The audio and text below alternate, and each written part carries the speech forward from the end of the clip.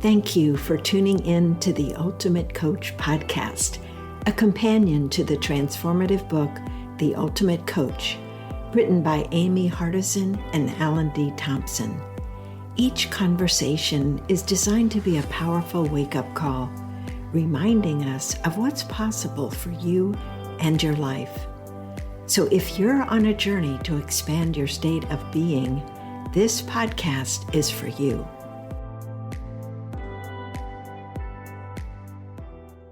Thank you for joining me for another episode of the Ultimate Coach podcast. I'm one of your hosts, Meredith Bell, and I'm so glad to have you with me today. I'm excited to have as our guest today, Jennifer Nielson. Jennifer, welcome to the show. Hello, I'm so excited to be here. You know, Jennifer, you and I have only recently met, but what a great conversation we had. And some of the things that I remember from our conversation that I would love to share with our listeners before we jump in is, first and foremost, you're a mother and grandmother. That's something that I know you're very proud of. You've also had a lot of trauma in your life that's influenced the work that you have done with women, especially in the area of resilience, because you've learned so much about that yourself. And you've also worked with women as a coach. You've conducted retreats around the world, presenting some wonderful opportunities for these women to experience things they've never been able to experience before. And so you have this rich background that I am going to just thoroughly enjoy exploring with you today. So why don't you pick up wherever you would like to on your own journey and get started there. Well, thanks again for having me. And I really did enjoy our conversation. And so I think sometimes when you've been kind of doing the work that I've been doing for so long, sometimes I have this little bit of amnesia as to what I've accomplished, how far I've come, and what I've been able to help create in the world, because I tend to be that person that's forward focused. And, you know, so much of our conversation is about me being in that doing phase and not really understanding that that's how I was in such a push energy in doing that. I was so focused on the next thing. I wasn't fully enjoying the being. And what I found, especially in the healing world, the coaching world in general, sometimes we kind of trick ourselves with some tools and some information and some shifts into thinking that we've cracked the code, that we figured it out. And of course, it's all baby steps. We're never going to just go from A to Z. But I think for me, I got to a place where I'd had my own program of helping women. I had a program, it was called The Dig, where I trained women to be resilience coaches. As you had mentioned, I had taken women all over the world, hundreds of women, on incredible retreats. One of my favorites was to France. I did that one a couple of times. I rented a chateau. We did hot air balloon rides over the French countryside and went on boat rides and bike rides and had wonderful food. And it was just, we had 26 women at my first retreat. And I've had these incredible opportunities to impact women that, as I was impacting women, it was obviously the impact for myself was profound. But as I went along in this work, I had a podcast, I've written a few books. There was so much that I had accomplished that somewhere along the way, what started me on this journey of helping others, which was essentially my own healing journey that led to me helping others, the doing of having a business, the pressure of having an entire team of people, and all the things that was required of me to have this, to manage, to support the growth of my business, I had lost a little bit of the zest and the joy of just being with women and just being a part of their miracles and helping them see possibilities and sharing with them, you know, the things that I've learned along the way. Because as you know, we never figure it out completely. In fact, I feel like the more I learn, the more I travel, the less I know. And that's this not knowing has been such a freeing place to be, which has allowed me to be more in the being than the doing. And so when we connected, we talked a lot about kind of where I'm in a pause in my work right now, because essentially I went into this phase of burnout. And now I'm really focused on getting back into the being. So whatever my impact will be as I step back into that world again, it will look very different, because nothing is worth the cost of my own spiritual growth, my own emotional well-being, financial. I mean, I had gotten to a place where I was willing to do whatever I needed to do, that there were some sacrifices that I made that I had justified because of my commitment to my mission, to my desire to help others.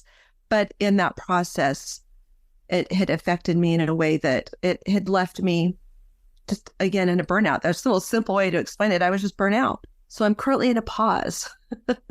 Some of the things that led up to your realization that you were in this state of burnout, because I think this is relevant for our listeners, because sometimes we're so busy, as you said, in the doing and pushing, and from a positive sense, the fulfillment of our commitments. And yet, if it's taking a toll on our own well-being, then that isn't serving us well. So what were some of the things that you started noticing that caused you to become more aware that you were entering into this burnout phase? Well, the trickery is, it is so insidious, because it's almost, I even had one coach say to me, like, when I talked about needing to pull back, she goes, well, you're quitting on yourself. You're quitting on this. And I was like, me not honoring what I know that I really need to do would be quitting on myself. My nature is to push.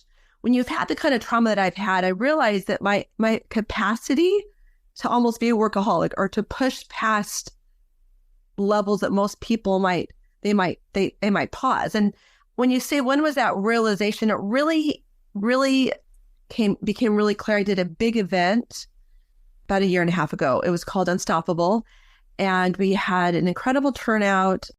We had a really amazing author, Glennon Doyle, come and speak. And it was, but whatever it took to put that event on, like, we created it for nothing. The amount that we invested in terms of time, money, all of the things, it didn't have the payoff in the end that we were hoping. But the toll that it took on me personally, because what I realized is I hired people to do certain roles, I would end up either taking on their roles, or like my stopping point, it was very different than other people's.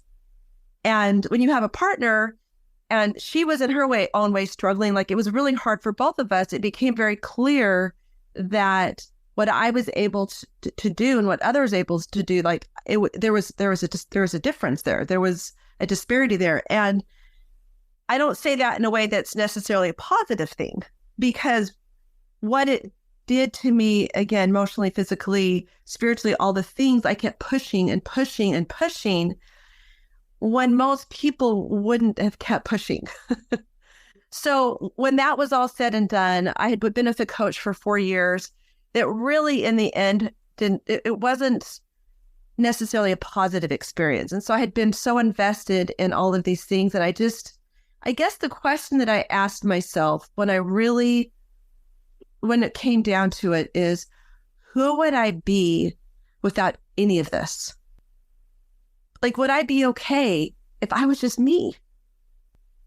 Without all these accomplishments, without all the things that I'd been doing. And it was a really, really humbling place to be, because so much of my coping from my trauma came in all these compensatory, behavior patterns and these things that I took on. So I got to the point where it wasn't just my business. Everything came on the chopping block. My religion and my breast implants taken out. Certain relationships, my business, like everything I wanted to be able to look at honestly and say, is this what's benefiting me? Is this in my best interest to have this in my life?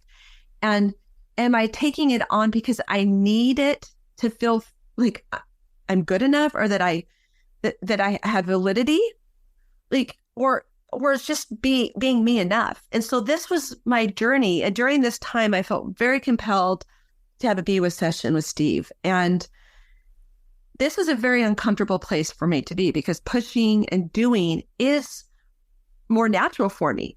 Pausing and just being me, wow, like I had never done that before. My whole life, I'd been a doer. I'd been kind of the mini mom of the family. Like I had taken on all these roles. And I went into Steve and we just sat there and I was kind of giving him my whole spiel, and he just kind of stopped me and he says, Jennifer, what if your greatest purpose in life was just to heal yourself? And as he said that, I could feel this resistance coming to me. I'm like, oh, no, but like, I want to help millions, and I have all these things I want to do. I have all these grand ideas. And I just paused, and to really ask that question, what if that was all, like my main purpose in life was to heal myself? And why wouldn't that be enough? Why did I feel like in order to prove my worth and my healing, to earn it somehow, I had to do all of these things, when really that was enough? And so as I sat with Steve, and he was so kind, I was met with such unconditional love, as we've all experienced with Steve, whether you've had a VO session or not. Steve is love. And I just remember, as I, looked throughout my life, all these identities that I took on, and these impressions that people had of me, and all these things I felt like I had to do. In that one moment, I don't think I ever had anyone that just fully gave me permission to let go of all of it. That's really scary. And so as I was leaving, he put his arm around me. He says, Jennifer, there's no need to prove or push anymore. And I said, okay. So I sat with that for a little while. And it really was a profound moment for me, because what I heard from him is probably what I would have loved to have heard from my own parents, or for the people, my whole life. It was almost like the more recognition I got, the more it fueled that desire to do more, and to be more, and to be good, and to excel, and to achieve. And I graduated summa cum laude from college, and I have 5 kids, and I've had these businesses, and I've traveled all over the world, and all these things look great. But at the end of the day, what was lacking was really that inner okayness. Like, I am okay. I could get rid of all of it, and I'd be okay. And that's what I've been sitting with for the last little over a year, of just being. And it's beautiful, and it's scary, and it's lonely. But I had to eliminate all the distractions to fully tune in to my inner self, to know what I needed to do so that I could be joy and peace. And what that looked like for me was letting go of a lot of the doing. And as a doer myself, I know how hard that can be, to take the time to step back and go inside and really look at. I think it would be really helpful for our other listeners who, like me, like you, tend to focus on their doing and often see what they do as validation of their worth. What were some of the things that helped you shift from focusing on doing and relax into, if I could say it that way, into this state of being where you could experience joy and peace? That's a really good question. Well, first, what I will say is I would imagine that most of us in this world of coaching and healing, what I've seen is a trend of our own healing process and our own epiphanies and our own desire to share what we've learned with others is what helped us land in this particular line of work, right? And for me, my trauma, the things that I had experienced as a child really didn't become clear to me until I was about my mid-30s. And it had been suppressed for so long, but it was pretty deep trauma that led us to, I ended up having to go through a whole trial. We pressed charges against one of the individuals that was my perpetrator. It was actually a relative. And the whole process of doing that, it took almost 7 years. And it really took a toll on my family, on me. I mean, being a pleaser and someone that did not want to rock the boat, I was rocking the boat.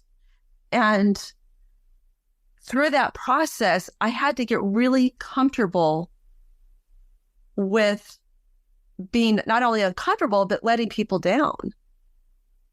Because there was many people that just wanted this to go away and didn't want the disruption. But I knew that the children were not safe around this person. My motivation wasn't for justice for myself. It was to protect children. And so we went through that whole process. It was grueling. We, against all odds, we ended up getting convicted and 402 years in prison, which will kind of give you a small idea of the gravity of the crimes. They were brutal. I will just say that me being here is a miracle. Like, there were times when I had what I would call near-death experiences where I left my body, where not just dissociating, but I had those experiences where I felt like what I saw was Christ that was with me, that helped me through these really hard experiences. So to circle back to your question, there's been this pattern for me of like, we had this, he's in prison now, this big accomplishment. And people would come up to me, they'd be like, I bet you have so much closure now, you can finally move on. And all I could think of is, what if he didn't get convicted? Would I never have closure? Could I never have peace? And so that was one of those opportunities where I really had to ask myself, would I be okay if it was a different outcome? So that was the same question I had to ask myself when I could feel myself just like I was not thriving.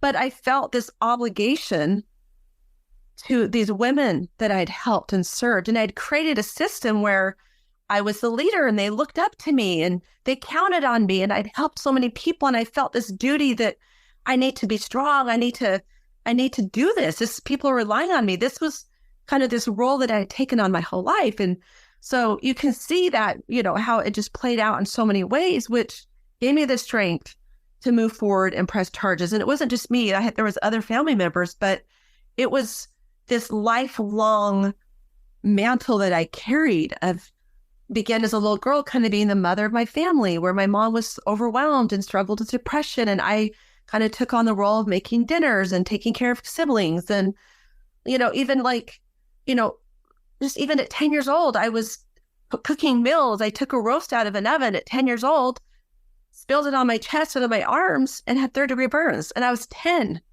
So here I am now, an adult, still treating myself as if I had to keep doing things that really were not my best interest, that were causing me emotional strain, physical strain. And so it became almost a necessity. Like it was like this inner screaming. It wasn't whispers anymore. It was like, enough is enough. Enough is enough. It sounds like you started listening to myself, to that inner voice, and letting go of disappointing people, and letting go of the perception that I haven't figured out. Because guess what? I don't have it figured out. I have learned a lot. I have a lot of knowledge and information. My brain is like a sponge. My ability to teach and to love people and meet them where they are it's a gift that I have, to be able to take women on experiences and help them see the world in a way they wouldn't otherwise be able to do. These are these gifts that I have and that I love to do. But anytime it goes from, I'm doing this because I feel called to do it, to I have to do this, this is my mission, it turns it into a different type of energy. Yeah, I can see easily. And, just listening to you and the story and what you've been through and how you emerged, and really your body, your heart, your gut, all making clear to you it was time. I'm paying attention. I'm finally paying attention. Yeah, it's unfortunate that we have to get to that place sometimes of such pain that we've got to take a look. And yet you have, in taking this pause, it just feels to me, listening to you, like you are coming out of this even stronger and with greater awareness of where you are taking action based on your genuine desire to give versus the feeling compelled to do this, driven to do it, not being able to relax into it. I think there's a real difference when we feel our actions coming from a place of ease and grace versus forced and heavy. There's a whole different energy in both of those. And it sounds like you're really focusing on creating that positive, relaxed, with ease kind of energy. Yes, thank you. That's just a very beautiful way to describe it. Because again, with all the tools and the knowledge, and I kind of had duped myself into thinking that I was doing it with ease and grace because I know better. But it's been an absolute gift. The surrendering has been beautiful. I trust the process. And it still continues to challenge me because I'm ready to go. I'm like, okay, when is this gonna? So like, I'm asking like, okay, when is the pause over? Am I done yet? Have I done enough pausing? Can I go back to doing it again? And I get a little antsy. And then the message is just be. And I had the most beautiful epiphany a few weeks ago, and I'll share that with you if you don't mind. But several years ago, I was asked to help do a fundraiser. I'd never done a fundraiser before for victims of sex trafficking. It's a home here. It's called Cece's Hope Center. I'd been involved with another place called Streetlight, which was geared towards young women up until the age of 18. But there was a gap in services because once they age out at 18, there's not really services available to these women.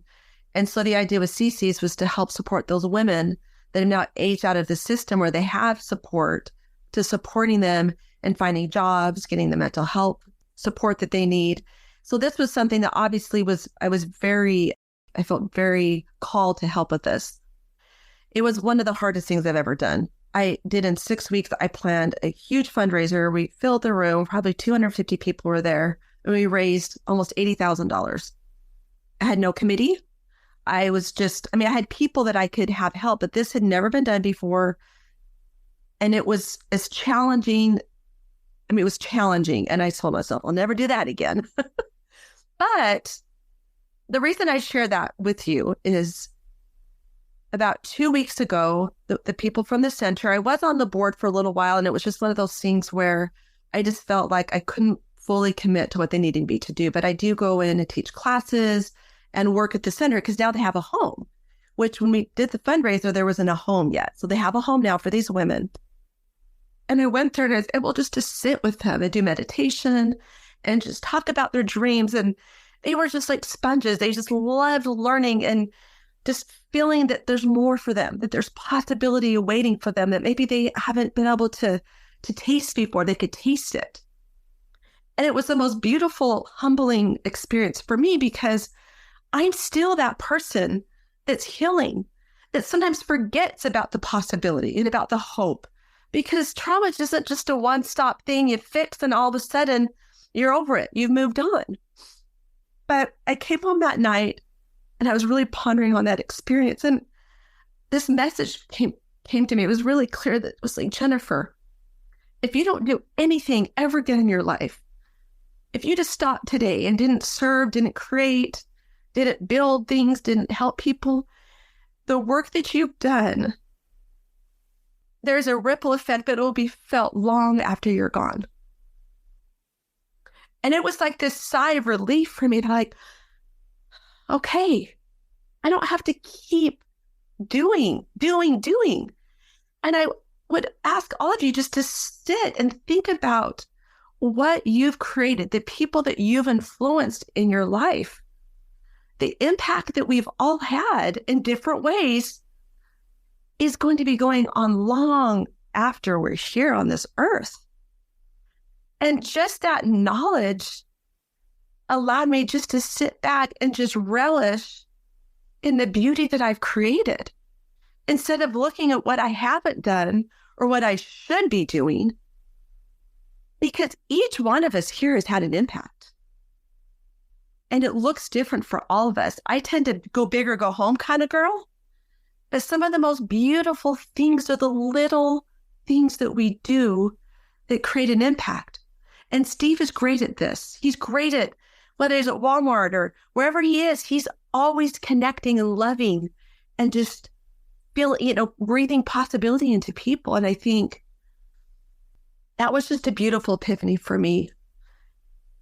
And I think if we could all just celebrate the work that we've done, the service that we've rendered, the love that we've shared, and allow that to grow and to magnify, rather than just like leapfrogging from one thing to the next and constantly trying to do more. There's something very beautiful in just ruminating and just like bathing in the beauty of what we've already created. Yeah. That's such an important point, Jennifer. Thank you for sharing that story and the insight that you got from it. I think it really brings home the fact that we can have amazing, lasting impact with the little things that we do every day. And we don't necessarily have to shoot for the moon in order to, impact huge numbers. Because I think what happens, I've seen this with, people who start businesses and have this big dream and big vision, they get so intent on following that other relationships suffer. And so we've got to look at the whole picture. How can we dream big if we want to and make that real every day in our everyday moments with others? Whether it's at the grocery store or anywhere else that we go, we have that power that you just brought out so beautifully to touch another life in a positive way. And I think a key thing is just being aware of those opportunities that present themselves, because we can become so focused, so driven, so doing, that we overlook these moments of how are we being in this moment and what impact is my way of being having on the person in front of me. Oh, I do. I love that. And I think, too, it's really, to ask ourselves. I think the dreaming big is important. But oftentimes, like you said, we get lost in the big dream. We forget about all the little day-to-day things. And so I think it's important to ask what is behind the dreaming big? Is there a need? Is there something we're trying to prove? Because for me, the power is really coming in and just being okay with the simplicity. The dreaming big for me was just another way of proving something. Now, that doesn't imply not to dream big, because it's like, for me, it's like not dreaming big is like telling the sun not to rise. That is who I am. But the dreaming big, whatever we achieve that's on the other side of that, isn't really what it's all about anyway. It's about who we're becoming along the way and who we're touching along the way. And you explained that perfectly, where we kind of lose track of that sometimes. Yeah, I think the people who are closest to us, our families, if we're sacrificing them in pursuit of this other, whatever it might be, then it's a reason to pause and take a look. Oh, for sure. What price am I paying? What price am I asking these people in my life to pay, instead of putting everything in context? And I just think that's so valuable. And I know you've recently had another experience in this amazing trip to Africa where you posted pictures of your adventures. And I'm curious for you to share if there's any particular adventures that just really stayed with you and the overall experience. What impact has that had on your current journey of learning the differentiation or distinction between being and doing and proving? I love that question because this really, I think, what excites me the most. In the last about year, I've been to a lot. I've been to Morocco, Japan, Australia, New Zealand, Africa. Well, Africa is Morocco, but different parts of Africa. I went to South Africa. But what was so beautiful for me to experience was the different cultures, the different types of religions. When I was in Japan, I took I had two boys. I had a 21-year-old son that went, and my son who graduated from high school, and he brought a friend. So me and three boys in Japan for 2 weeks. I feel like I got some brownie points there. That was fun. That was an adventure. But I took him to a Buddhist monastery. We stayed there. We did the chants in the morning, the meditations. At night, we were on an only vegan diet while we were there, which was a sacrifice for my boys. You know, these boys are boys. But I sat with this Buddhist monk one morning and the boys were too tired to get up. And he said in his broken English, he said something like, we're all equal. We all have a purpose. The leaves, the wind, all of us, there's a purpose. And one is not greater than the other. And it was so beautiful. What I learned that I wouldn't have learned had I been closed off and this is the way to do things, or this is the right religion, or this is the right way to do things. And it was such a simple teaching. But I think for me, who's always felt like I have to be special to be valuable, when in reality, we all have an important role and one is not greater than the other. And so that was an experience that I really enjoyed. And then I was able to go to Morocco with my daughter. She's 25. It was just her and I traveling through Morocco, and we ended up doing a camel ride in the Sahara Desert. And before I went to Morocco, I can't tell how many people said to me, why would you go there?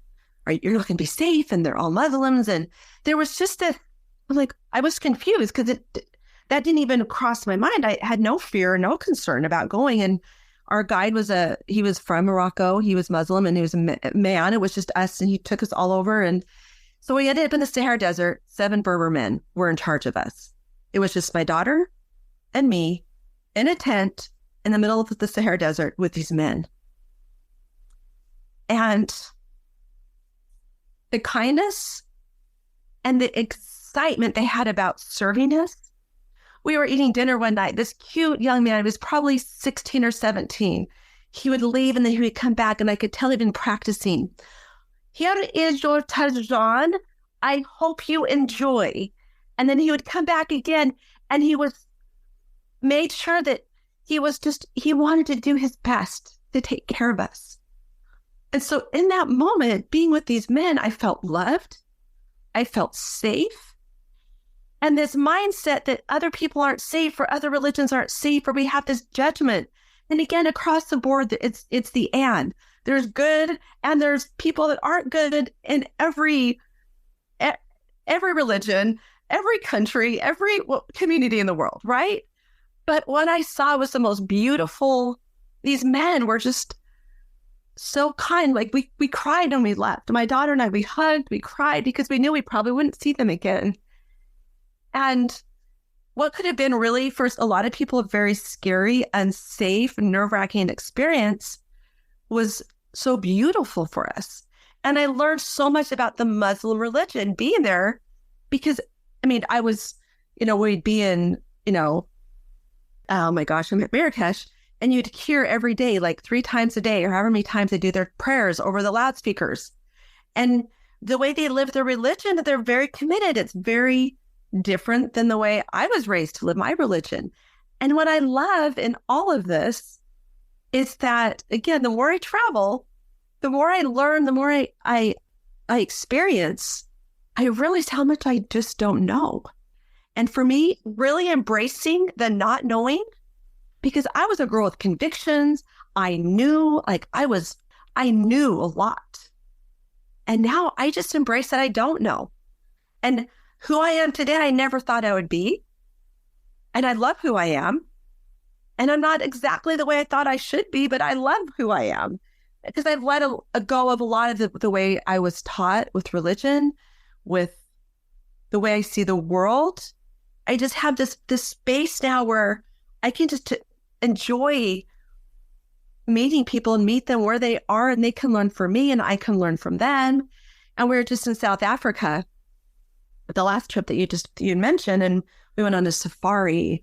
And again, the people that would take us out and teach us about the animals and the people that we met, so much of their economy is based on tourism and their livelihood. And so they have such a gratitude for us and the way that they served us there. It was just humbling. And so to be in this space where you're like at one with God's creations, like you're in their environment. I witnessed a lion eating a zebra. I could hear the bones crunching. I was like probably 10 feet away watching, just as having this experience of the natural circle of life with these people. Katu was our guide, and she was this beautiful South African. She's from Johannesburg, and she was young. She was probably 21. And just in this moment where I just looked around and was like, this is what it's all about. And I get that traveling's a luxury. It's not something that everyone can do, but my desire is to share what I've experienced for those that either can't or don't have maybe a desire to go to South Africa, because I was met with some of the same questions like, are you sure you're going to be safe? My daughter called, she's like, do you have your whale, Mom? Do you have everything organized? Because you and Dad are, I'm like, it's going to be fine. It's going to be fine. But we fell in love with the people of South Africa.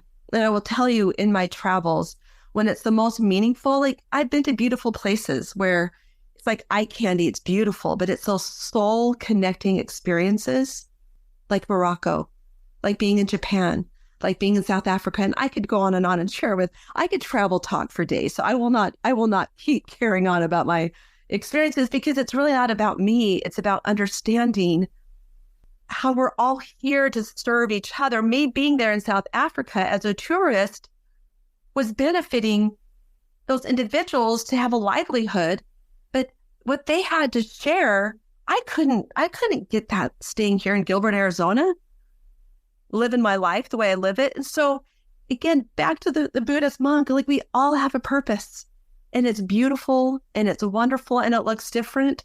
And one is not better than the other. I'm not better or more special than those Moroccan men or the South African people that I've met. I think Americans, maybe not on purpose. We have a little bit of an entitlement going on. We have a little bit of like, and I love where I live. When I come back to home, I love being home. I'm that girl that loves flying places because I'm so excited to go on an adventure. And I love flying home because I love coming home. My husband's like, what is wrong with you? I'm like, I can't help it. I love it all. Like, I love it all. But I, like, whatever my next phase in life is, which I know there is one that's percolating right now, will involve traveling. It'll involve this learning and sharing what I've been gifted in terms of experiences, knowledge along the way, and just sharing it in a way where I can have that impact without it becoming pressure or work or stress. I'm a worker. I don't mind working hard, but it doesn't need to be hard. Those were all amazing stories. I'm glad you told all three of them, because they each, to me, point to the fact of we all have this common purpose to care about each other and love and be loved and serve and be served. And so allowing others to serve you, to me, is part of your journey into being and not being the one to do, not being the one to always serve and be so responsible. Because, that was one of the themes that I was hearing from you in your earlier version of yourself, let's say, from your childhood on up, from your 10-year-old, cooking onto so many of the things you've done in your work, I'm the one that's responsible.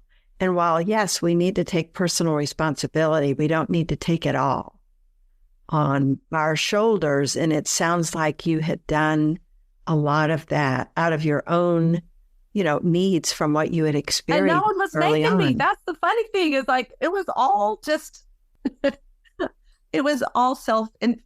Mm-hmm. I won't say inflicted. It's kind of self-inflicted. But yeah, there was definitely so much of that happening. And I don't think I even realized it because I didn't know a version of myself without that part of me that was the push and the do. And so, yeah, it's been beautiful. I'm very grateful to be where I am right now. I'm very, very grateful. Well, a quote from Scott Peck, who wrote The Road Less Traveled, just came to me. I want to share it with you and our listeners because I think it's relevant. He was a psychotherapist, and he used to say it was easier for him to treat patients who took on too much responsibility and help them release it than to work with people who would assume no responsibility for anything and blamed others because they never could see how they were a part of what was happening. It was always something out there, outside themselves, and it was much harder for him to ever help them see that. Whereas someone like you, like me, who tend to take on more responsibility, once we learn, we don't have to own everything. We don't have to be the one to do everything. What a lightness that brings when we have that realization, and then we can make healthier choices. And it sure sounds like that's been part of your evolution, is learning how to make choices that really serve your well-being. Yeah. And I would just invite the guests or, the listeners just to ask yourself some of those difficult questions. Why am I doing what I'm doing? Who would I be without this? And do I need this to feel complete and whole? Because if you can it's going to look different for everyone. I think pausing is always a good idea. And for some people, that might be starting in the morning and pausing and meditating and really, before they start the day. And for some people like me, it looks like pausing for a year and a half. But this isn't about doing what I've done or doing what anybody else has done. The actual point is to be willing to ask yourself those difficult questions and be okay with the answers, even if you don't like them. Because one of the last things that was very clear I needed to let go was my DIG training. And that was something that it was like my baby. I loved that program. I loved helping these women. I helped over 50 women go through the program that are now coaching other women. It was to be a part of the miracle of healing, to be a witness to that is just, it's an honor. And that was the final thing I had to let go. I'd let go of my team a while before that. I'd let go of my coach. I'd let go of so much. But I believe that whatever it takes to get to the truest form of ourselves, I will come back in a way that I will be able to impact in such a deeper way, because that need, that push, that agenda. And even though I was coming from as pure as a place as I could with where I was, I know now I'll be able to even go deeper in a way that I wouldn't have been able to before. And my own personal well-being, the well-being of my family, it will all benefit from that. And so I think there's just an opportunity for us to always ask those questions. And what are we willing to do to get there? It's like you look at this couple, who was I talking to, is saying, maybe it was a Logue posted something. It was about, he's in this community as well, about people look at my relationship and they're like, I want what you have. And it's like, do you? Are you willing to do what it takes to have what we have? And I would say that with anyone that's found a level of peace and contentment in life, it's not about doing more necessarily, but it's about, what are you willing to give up? What are you willing to let go of? What are you willing to surrender to find that ultimate peace? And for me, it was pretty brutal to have to pretty much get rid of most things. Luckily, my husband made the cut. My kids made the cut. Pretty much everything else was like, I don't know, guys. I don't know. I can't make any promises. But I think when you choose something like you said, I'm choosing my marriage. I was married very young. I was 18 in a religion that's very common, and divorce is, it's not the thing to necessarily do if you can avoid it, right? And so to be married now 30 plus years and to be in a stage now where I'm not staying because I feel this pressure, or I have kids, or I've made these commitments and this covenant with my husband. It's like, no, I'm here because I am choosing it. I believe choosing everything in life is such a privilege, and it's our right, but we have to be willing to not choose things. We have to give ourselves that option, because if we never give ourselves that true option, then are we really choosing? And when we don't feel we have choice, that's when we feel the pressure, we feel stuck, all those negative emotions that come from feeling trapped. Exactly. So, Jennifer, this has been just such a special conversation. Thank you for your openness and sharing your ups, downs, arounds, and everything in between, especially over these last 18 months as you are looking at recovering and kind of reshaping your view of who you are, your role. And my guess is, as you've alluded to, your impact is going to be even greater, because now you're more free to be you, the real you, and not the person you think you're supposed to be or feel that others are expecting you to be, but you can be free to be your own person. And I'm excited to watch the new things that come from you because of that awareness and that growth that you've been experiencing. Please share with our listeners how they can connect with you and learn more about the work that is emerging for you. Well, thank you. So again, I have loved our time together, and I really genuinely appreciate your questions and just the interest. And I think sometimes when we speak things out loud and we have these conversations, it kind of helps our own healing, our own processing go even deeper. So thank you for that. I'm on Instagrams, Jennifer Nielson, JenniferNielson, Jennifer Nielson. But I'm on Facebook as well, Jennifer Barney Nielson. I have a website, Jennifer-A-Nielson. And I'm on the Facebook group with everyone. That's, the Ultimate Coach group. So I'm pretty easy to find.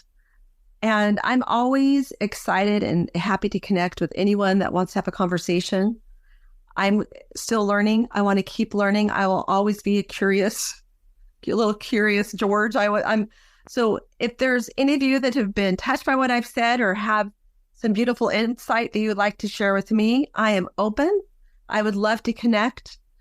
I'd give you my phone number. That might be weird, but you can find that on all the other places. Like I said, I'm out and about, but I'm just grateful to be a part of a community of people that are committed to being, because that's really where the true happiness comes into our life. The true joy and the true peace is in that being. So I'm just grateful to be a part of this community, and really thank you again for this opportunity.